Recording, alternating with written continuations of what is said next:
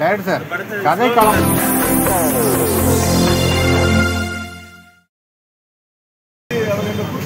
இருக்கிற மாதிரி ரொம்ப மகிழ்ச்சியாக இருக்குது. தவிர வேறு ஒன்றும் இல்லை. எல்லாரும் பாருங்கள், நீங்கள் எப்படி அபிப்பிராயப்படுறீங்கிறது தான் ரொம்ப முக்கியமானது. அந்த 2 பேருக்கும் ரொம்ப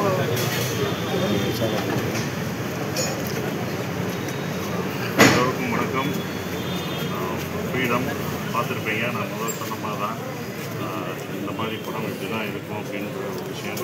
ஒரு ஜெயில் பிரேக் படம் தமிழ் சினிமாவில், ஆங்கில சினிமாலாம் நிறையா பார்த்துருப்பீங்க. இது தமிழ் சினிமாவில் ரொம்ப கம்மியாக தான் வந்திருக்கு. அதில் இந்த ஃப்ரீடம் இது ரியல் இன்சிடெண்ட்டு.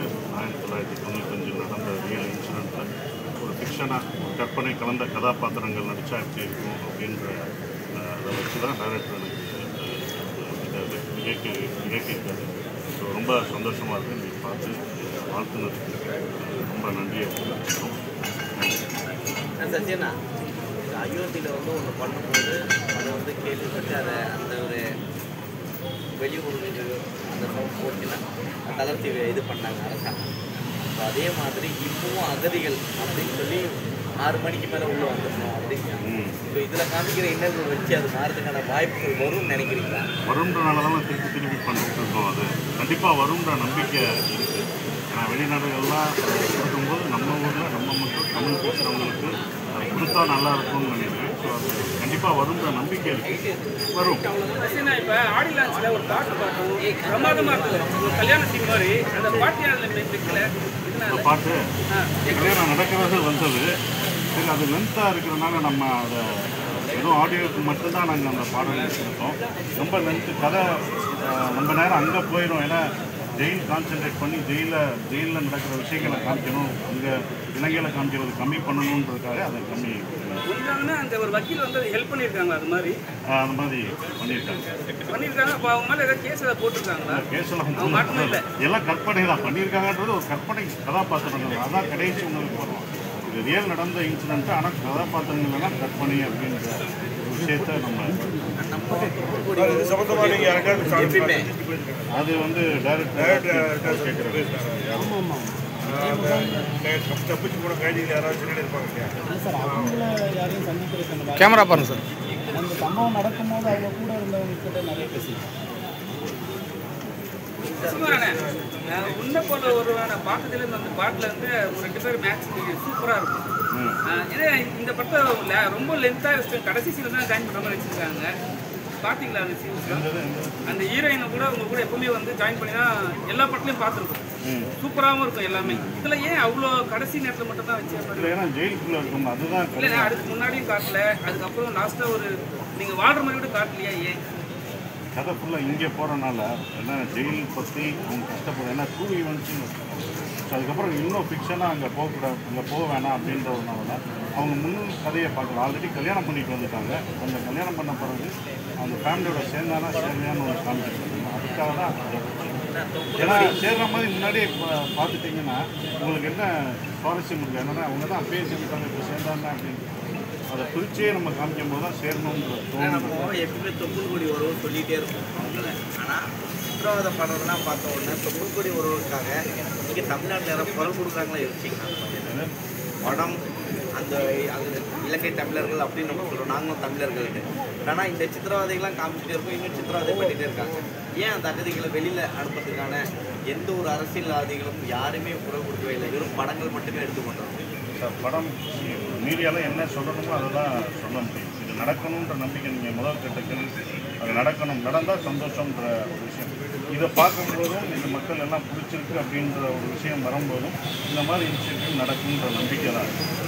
அவர் சொன்ன கேள்வியோட தொடக்கம் தான். இப்போ இலங்கையில் போர் முடிஞ்சு பல ஒரு சில வருஷங்கள் ஆகுது.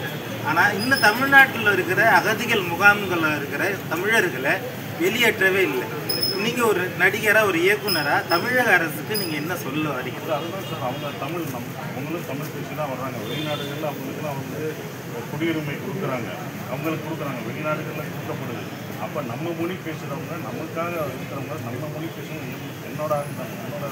என்னுடைய இனம், அப்போ அவங்களுக்கு கொடுக்கலான்ற ஒரு விஷயம். அவங்க வெளிநாட்டுக்காரங்க, வெளிநாடு இன்னொரு கண்ட்ரியில் வந்து வர்றாங்க அப்படிலாம் பார்க்குறாங்க. என் மொழியை பேசணும். தான் போயிருப்பாங்க. இல்லை அங்கேயே இருந்தாலுமே என்னுடைய முடிவு வந்து அவங்களுக்கு குடியுரிமை கொடுத்தா நல்லாயிருக்கும். ஸோ நான் இந்த மாதிரி படங்கள் டூரிஸ்ட் ஃபேமிலி ஃப்ரீடம் இதெல்லாம் பண்ணும்போது இது நடந்தால் சந்தோஷம். இது ஆனால் முயற்சி நாங்கள் சொல்லிக்கிட்டே இருக்கோம் இல்லையா, ஏதாவது ஒரு படத்தில் இந்த மாதிரி சொல்லிக்கிட்டே இருக்கோம். சசி சார் பாய்ஸ் மெடிக்கண்டன் அவரை பார்க்கும்போது ரொம்ப விஷயம் இருந்தது. அவர் கொஞ்சம் வசனம் பேசி நடிக்கிற மாதிரி அந்த மாதிரியான எதுவும் நீங்கள் எதுவும் ஏதாவது அந்த மாதிரி அவர் அந்த உண்மை கதாபாத்திரத்துக்கான காரணம் இன்ஸ்பிரேஷன்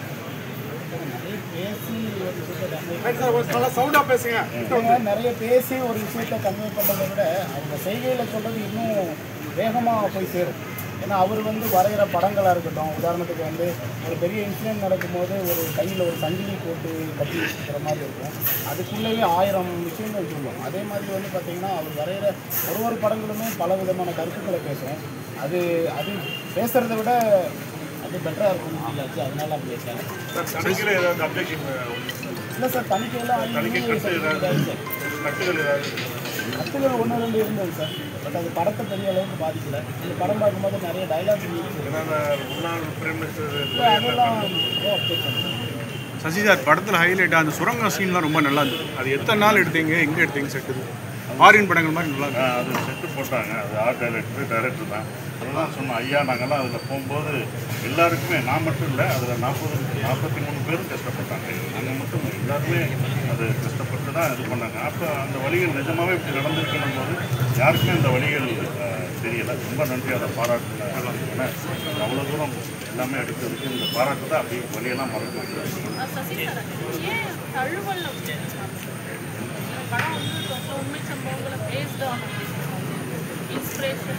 எப்போவுமே அப்படியே இருக்குது. எல்லா கேரக்டருக்கும் அதே நேம் வைக்கணும். உண்மை சம்பவமாக எல்லாருக்கும் அந்த பேரும் அதே வைக்கணும். அதே மாதிரி இதில் வந்து அந்த கேரக்டர் என்னோட கேரக்டர்லாம் ஃபிக்ஷன். ஸோ அப்போ ஆப்போசிட் கேரக்டர் எல்லாமே அந்த வர்ற கேரக்டர் யாரும் அவங்க தப்பிச்சது கேள்விப்பட்டிருக்கோம். பேப்பர் செய்தி மட்டும்தான் நமக்கு தெரியும்.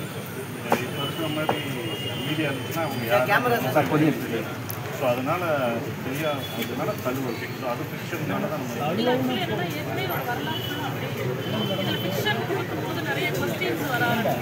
தழுவல் அப்படின்னு சொல்கிறதுக்கான காரணம் என்னன்னா, முழுக்க அவர் சொன்ன மாதிரி சென்சார் போட்டான். நீங்கள் வந்து டைரெக்டாக அப்படி சொல்லும்போது படமே வெளியில் வராது, பாதியை கட் பண்ணி கொடுத்துருவாங்க. இந்த தழுவல்ன்ற ஒரு வார்த்தையை சொல்லும்போது தான் அவங்க இதெல்லாம் விடுறாங்க. அதுதான் வைக்க முடியும். மற்றபடி கதை எல்லாமே நடந்தது எல்லாமே அதுதான் நம்ம பேஸ்ட் ஆன் டூ ஈவென்ட் நம்ம போடுறோம். பட் ஒரே ரீசன் இதுதான். சார், இலங்கை அகதிகள் முகாமில் அவங்க வந்து இலங்கையில் நடந்ததை விட அதிக சித்திரவதை அனுபவிச்சது மாதிரி காமிச்சிருக்கீங்க. உண்மையாகவே நமக்கு இப்போதான் தெரிய வருது. சித்திரவதைன்றது அடிக்கிறது உதைக்கிறது மட்டும் இல்லை சார். அவங்களோட வாழ்விடம் பார்த்துருக்கீங்களா? அவங்கள நீங்கள் போய் பார்த்தீங்கன்னா தெரியும். 10 சைஸ் ரூம் தான், ஒரே இடம், வெளியில் போக முடியாது. 8 மணிக்கு மேலே போனால் சொல்லிட்டு போகணும், சொல்லிட்டு வரணும். எதுவுமே நீங்கள் ஃப்ரீயாக போக முடியாது. ஆல்மோஸ்ட் அதுவும் ஒரு ஜெயில் தான். இல்லை, இப்போ இந்த மாதிரி விஷயத்தை காமிக்கிறப்போ இப்போ ஆலப்பக்கம் பகுதியெல்லாம் போனீங்கன்னா அவங்க தான் அதிகமாக இருப்பாங்க. இந்த நம்ம சென்னையிலேயே அவங்க நம்மளுக்கு ஃப்ரீடம் இல்லாமையும் இருக்குது. அதையும் ஒரு பக்கம் சொல்லியிருக்கலாமே. இப்போ நீங்களே அன்றைக்கி சொன்னீங்க, நானும் இலங்கையிலேருந்து வந்தவன் தான் அப்படின்னு சொல்லி. நீங்கள் இப்போ ஃப்ரீடமாக தானே இல்லை சார், நான் எடுத்துட்டு இந்த கதைக்கான விஷயங்கள் மட்டும்தான் என்னால் சொல்ல முடியாது. இதே கதைக்குள்ளே நிறைய விஷயங்கள் உள்ள வச்சு அந்த கதை வேறு இடத்தை நோக்கி போகணுன்றதுனால தான். Right sir. நம்ம இந்த மாநிலம் எந்த மொழிக்கு எதிரானவங்க இல்லை.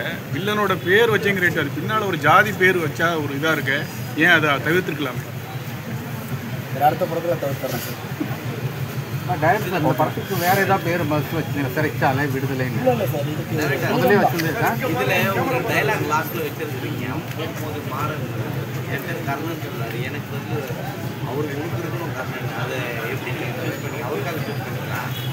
இல்லை சசி என்ன செய்வார்? ஃபஸ்ட்டே அந்த ஒரு கேரக்டரை டிசைன் பண்ணது தான். அதில் ஒரு 2-3 அர்த்தங்கள் இருக்குது உருவாக்கம். ஒரு கர்ணன் ஏன் வச்சாங்க, இன்னொரு கர்ணன் ஏன் வச்சாங்க அப்படின்னு இருக்கும். இதே இலங்கையில் ஒரு கர்ணன் என்னவா நடந்துட்டாருன்ற ஒரு அர்த்தம் இருக்கும். அது இன்னொரு கர்ணனாக நம்ம எப்படி பார்க்குறோன்றது இருக்கும். அது 2 விதமான அர்த்தம் இருக்கும். அப்படியெல்லாம் ஆக்சுவலாக ரியல் கர்ணன் அவர் தாங்க. ஓகேமா டைரக்டர் சம்பவம் சரி, டூரிஸ்ட் சரி, அதுக்கு முந்தின அயோத்தியிலையும் சரி கதாநாயகிகள் இருக்காங்க. ஆனால் உங்களோட டூயட்டு, ஏன்னா நாங்கள் வந்து குட்டி புலி அதெல்லாம் பார்த்தோம், சுந்தரபாண்டியன் அந்த மாதிரி படம் அடுத்து வர இருக்கு. ஆமாம், அதில் இருந்தீங்க. ஆனால் அந்த அளவுக்கு ரொமான்ஸ் இல்லைல்ல ஒரு 2 பிள்ளைக்கு. ரெண்டுமே பேஸ்ட் ஆன் ட்ரூ ஈவெண்ட்ஸ் போட்ட பிறகு ஒன்றுமே கதாநாயகோட அதான் அடுத்த படம் நாங்கள் வந்து கதாநாயகனாக இருக்கிறத விட கதையின் நாயகனாக இருக்கணும்னு நான் சொல்கிறேன். அது அதனால தான் இப்படி படங்கள் நான் பண்ண முடியுது. இல்லாட்டினா வெறும் கதாநாயகம்னா நான் சீக்கிரமான கதை இதுதான் வந்துச்சு. கதை நாயகனாக சொன்னால் அவங்க எழுதின கதைக்குள்ளே போய் நான் சார் இந்த சுரங்கப்பாதை காட்சியில் நிற்கும்போது மூச்சு திணறல் அந்த மாதிரி ஏதாவது சம்பவம் எல்லாம் பாதுகாப்பாக டைரக்டர் சார் கதை